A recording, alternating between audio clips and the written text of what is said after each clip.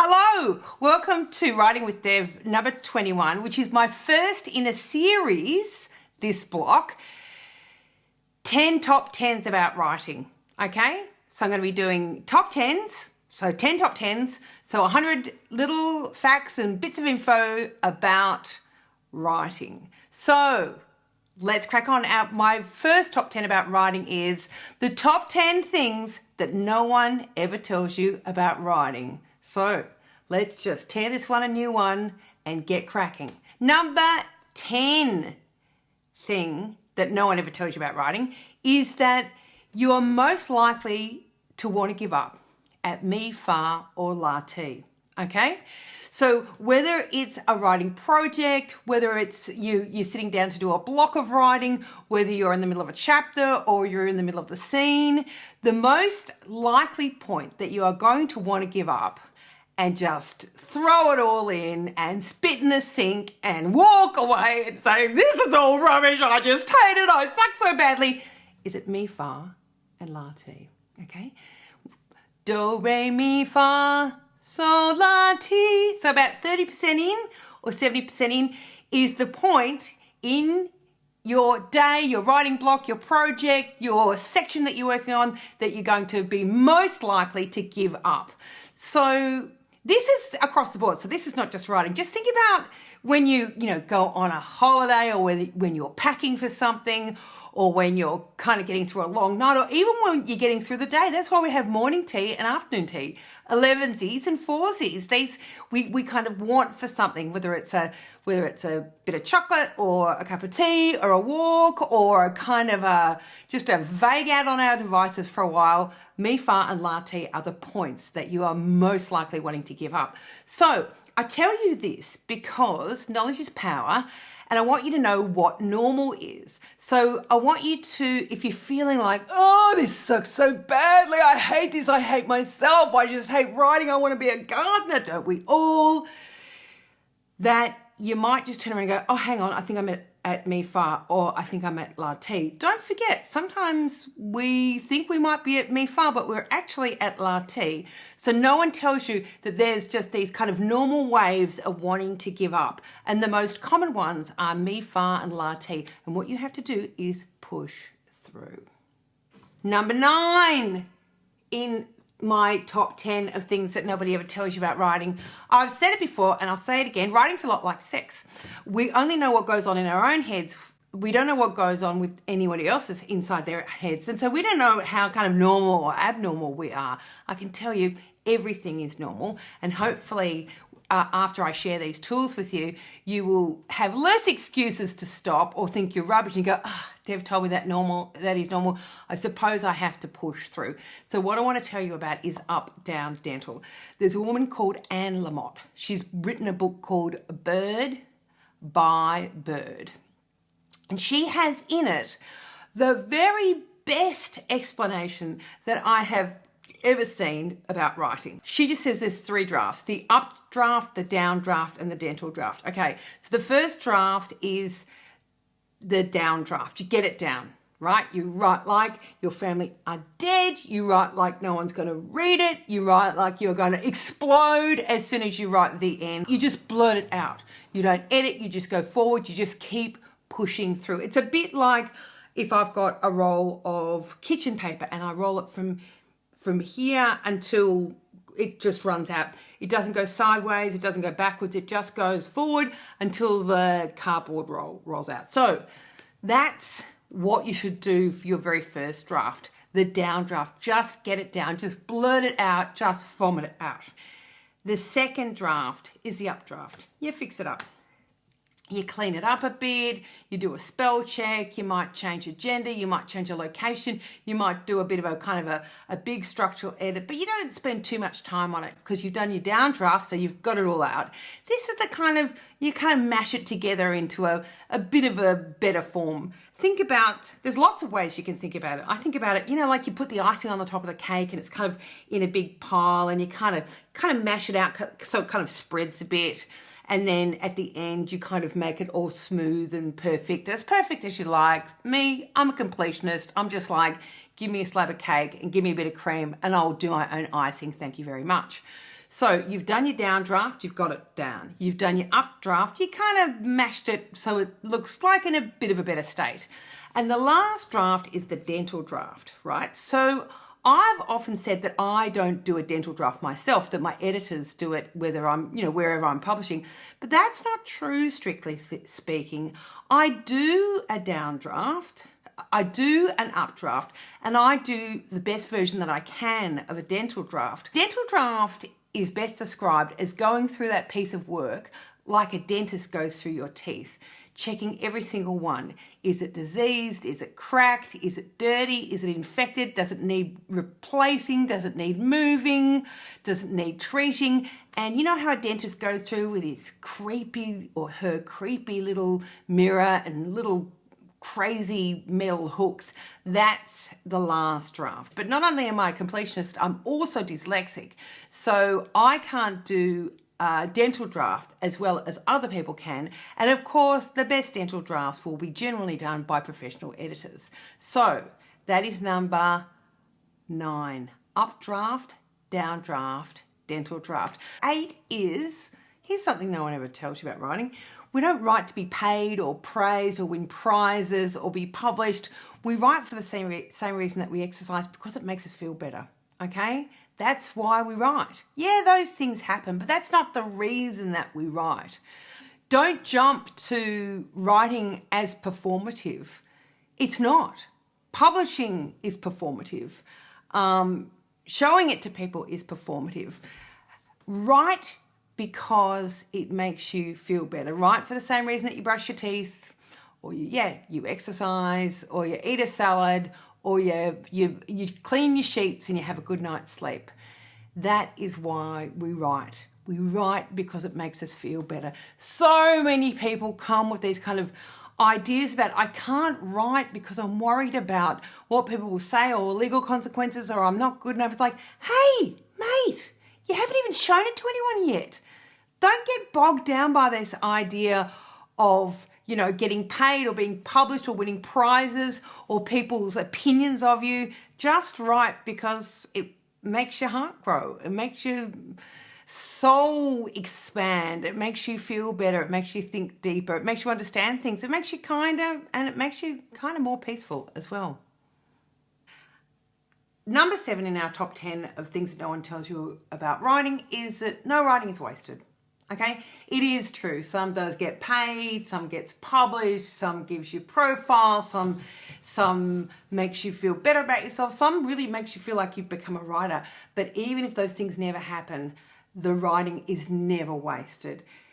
It becomes the compost that the next thing that you write grows in. So it might just be the fact that you've sat down and you wrote for an hour and it was kind of rubbish and you chucked it in the bin, you'll never look at it again, but it did help expand you to sit down for that long period. And that might be the thing that you needed to do the next thing that does get paid or published or bring you some sense of satisfaction or a sense of accomplishment. I mean, anything that is kind of meditative in nature and anything which is creative and which is good, it doesn't need to have an outcome. It's worthy in itself. But I can promise you that it all is just the parts of how we move forward. Setbacks are part of it, wins, losses, good days, bad days. And the fact that you've sat there and you've written it, even if it's just rubbish, it will help grow something for you which is not rubbish. Number 6 in our top 10 of things that no one ever tells you about writing is that action speaks louder than coffee chats. Shut up and write. Just STFU and write. In order to write, we need to build up a head of steam. And in order to build up a head of steam, we should be talking to people about our writing. It dissipates what we're going to write, and you feel like what you've written when actually all you've done is talk about writing. When I was a young student and I lived in Fitzroy, there was this great graffiti that said action speaks louder than coffee chats, and that totally sums it up for me. There were so many people who were talking about projects and bands and short films and stand-up careers, and all I did was talk about it. The less that people talked about it, the more they seemed to do. So when in doubt, shut up and write. Action speaks louder than coffee chats. Number 5, perfect is the enemy of good. Now, I'm not sure who said it. I think a lot of people said this. But what you've got to remember is 80% done is done. The crappiest writing that you ever do is better than the perfect writing that you do in your head. You've got to move away from perfection. You've got to become a completionist.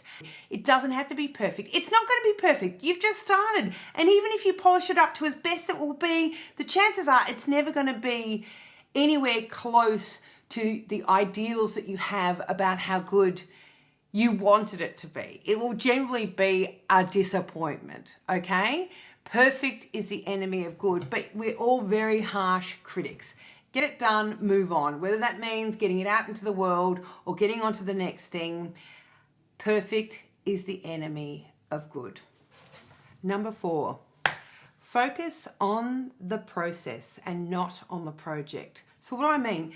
Don't focus on how good this novel is going to be, or how good this screenplay is going to be, or how good this memoir is going to be, or how good this stand-up piece is going to be.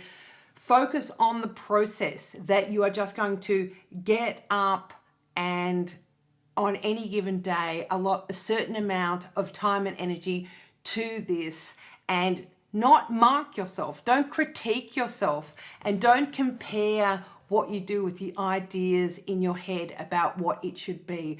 Some stuff is going to be better than others, but you may not actually know what that stuff ever is, and it actually might change. So I've written about 10 books. I've done, 4 or 5 one-woman shows for the Melbourne Comedy Festival. I've done 1,000 columns for The Age. I've done a million things. And sometimes at the time I might think something is really good, and then I look back at it in retrospect and go, not that great. Some things I'm a little bit like, oh, cringe. What you need to focus on is just being in the creative process on a regular basis, and you prioritize that, not what comes out the other end, because you don't know what all of these steps might be leading to. And also you don't know what you produced, if it is any good for anyone. Just because you think it sucks doesn't mean it mightn't be valuable for someone else. And just because you think it sucks doesn't mean that it might be the sucky thing that, is the layer of the onion that needs to come off for you to get to the good thing. Don't give yourself a pat on the back for what you did. Give yourself applause for the fact that you did it, and just don't judge and move on. Number 3. Here's something nobody ever tells you about writing. It's about structure. You don't need structure. A lot of people, okay, stop, wait. One of the things that you've got to be aware of is that the obstacles we put in front of our own writing often sound really earnest, incredibly earnest. Well, I really want to write, but I'm worried about the fact that I can't possibly write without a structure, and I can't work out what structure is. It's like, you don't need a structure. Just start. Just do what you can where you are with what you have. Just do that. It is most likely you don't need a structure. You just need to start writing. You just write whatever comes out of your head, because you need a lot of milk to get a bit of cream. And that's what we are focusing on to begin with. But if you are really wedded to the fact that you need a structure, here's what you should do. Give yourself 15 minutes. You go, yep, okay, you can write a structure, any structure. Well, I need the right structure. Well, you're not going to know the right structure, chances are, unless you just kind of get a structure in place. And then you go, yeah, I don't know whether this is right. I need to kind of match this a bit. It's an organic process. It just kind of, it reveals and it evolves. It's not linear. It's madness. If you are really convinced that you need a structure in order to write, give yourself 15 minutes and knock up a structure. And then put it in place, and then see whether you really did need a structure or whether that was just a perfect excuse not to write. And then if you're saying, well, it's not the right structure, well, again, I would just say, you know what? How about you just write for 100 hours and then come back and revisit the idea of the structure, because all of the stuff that you write may inform you on the structure that you think that you need, but the chances are you'll just kind of write and the structure will form itself, and it won't be something that you create to start with. It's something that kind of reveals after the archaeological dig of finishing a piece. Number two, we're getting close to the end. Take risks. Take big risks. When people are on their deathbed, they don't regret the risks that they took that didn't work out. They regret the risks that they didn't take. So when I say this, I'm talking about risks in your writing. If you're thinking that something seems a bit kind of racy or a bit out there, do it. Chances are it'll be fabulous. And if it's not, you can just wind it back to what you started with in the beginning. Take risks with the time that you allot to write. Take risks with sending it out to publishers and sending it out to win prizes if that's the thing that you want. Take risks in publishing it.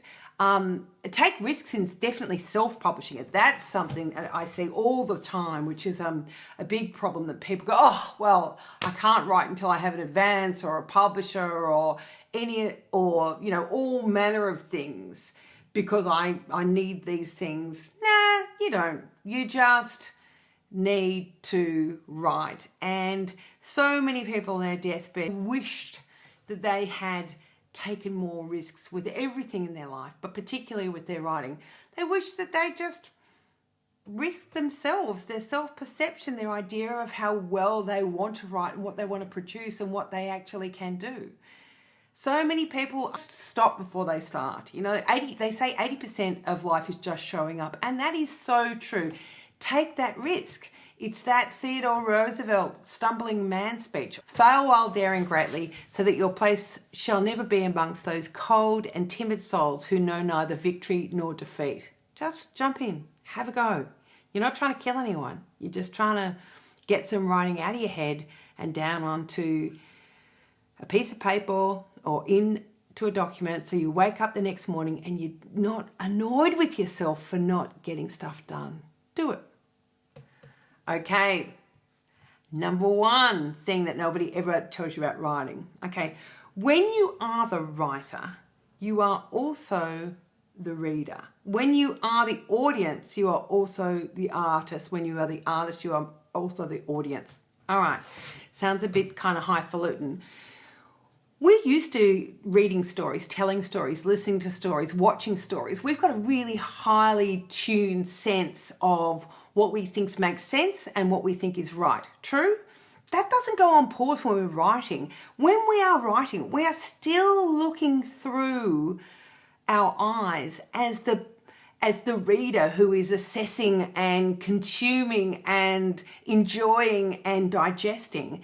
So know that we will be quite harsh because we are comparing our scratchy beginnings with someone's beautiful, polished, published or printed or performed or, screened in a beautiful, quiet cinema with incredible hi-fi. We are comparing our scratchy starts with the things that we have honed our brain to tune into. We've got a very good sense of what we think is good and bad, and most of the things that we think are good are things that have had hours and hours and sometimes years put into them to polish them up to the point that they are set out into the world as a book, as a film, as a podcast, as whatever.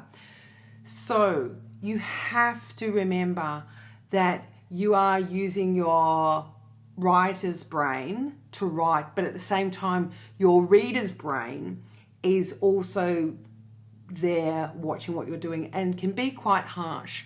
When you are the artist, you're the audience, and when you're the audience, you're also the artist. We are all the same things at the same time. A really common thing that people do is they compare their back of house with someone else's front of house. Don't do that, okay? Don't do that. Just remember, while you are writing, you are also reading at the same time. And you might have to tell that person to calm down a bit when they can't start getting into conniptions going, this is not as good as all the other things that I read. It's not, I'm never actually going, yeah, that's fine. It's not finished yet, okay? You can come back when I've finished, and then you can say whatever you want, but by then I'm going to be on another project. Okay, so there's your top 10.